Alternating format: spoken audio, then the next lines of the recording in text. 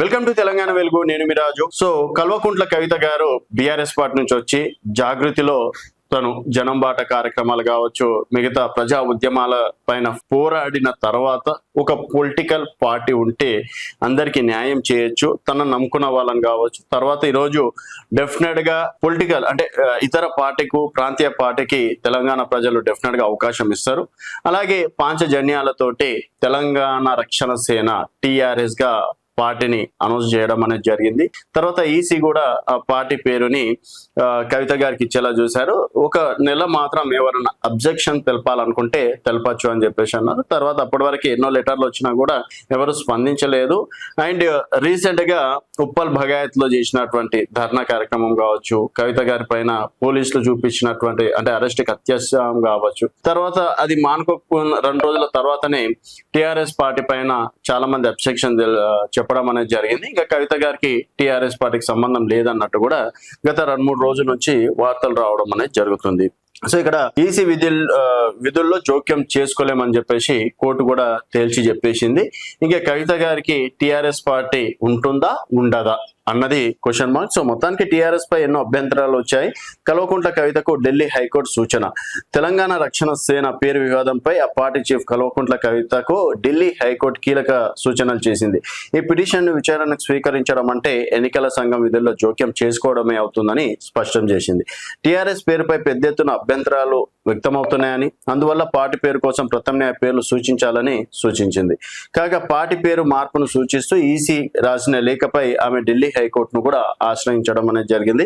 విచారణ సందర్భంగా న్యాయస్థానం కీలక వ్యాఖ్యలు చేసింది. తెలంగాణ రక్షణ సేన రక్షణ సమితి టిఆర్ఎస్ పేరు రిజిస్ట్రేషన్ పై తీవ్రమైన అభ్యంతరాలు వచ్చాయని హైకోర్టు ప్రస్తావించింది. అయితే కవిత తరపు న్యాయవాదులు ఈ వాదనను తోసిపుచ్చారు.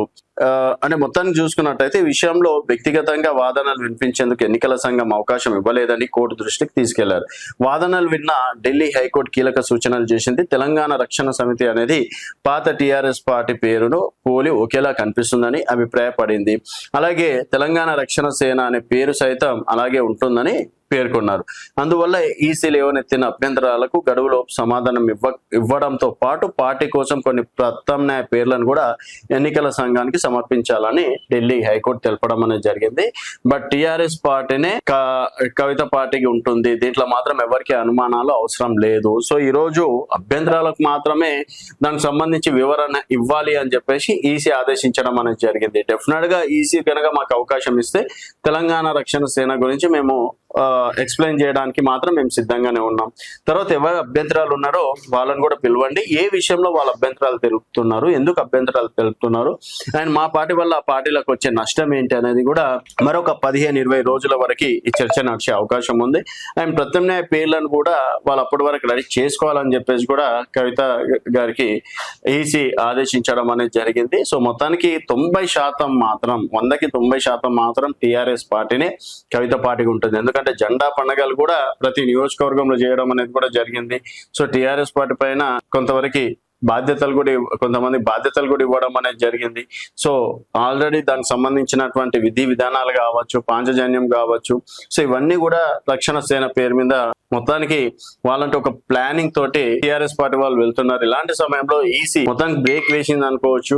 మరి దీనిపైన ఒకవేళ గట్టిగా మేము ఫైట్ చేస్తాం, ఎంతవరకైనా వెళ్తాం, వీలైతే సుప్రీంకోర్టు వరకు వెళ్తాం, టిఆర్ఎస్ పార్టీ మాత్రం ముమ్మాటికి మాదే అని చెప్పేసి కవిత గారు పార్టీ తరఫున న్యాయవాదులు చెప్తున్నటువంటి మాట. సో మరి టిఆర్ఎస్ పార్టీ కాకపోతే రకరకాల పేర్లు వినిపిస్తున్నాయి. మళ్ళీ తెలంగాణ జాగృతి పార్టీ కావచ్చు, తర్వాత తెలంగాణ ప్రజా జాగృతి అని చెప్పేసి ఈ విధంగా కూడా ఉండే అవకాశాలు ఉన్నట్లు కూడా కొంతవరకు సమాచారం. బట్ 90% మాత్రం టిఆర్ఎస్ గానే ఉంటాం, మేము గతంలో గెలిచాం, ఇప్పుడు కూడా గెలిచి చూపిస్తాం అని చెప్పేసి కవిత గారు చాలా కాన్ఫిడెన్స్ గా ఉన్నారు.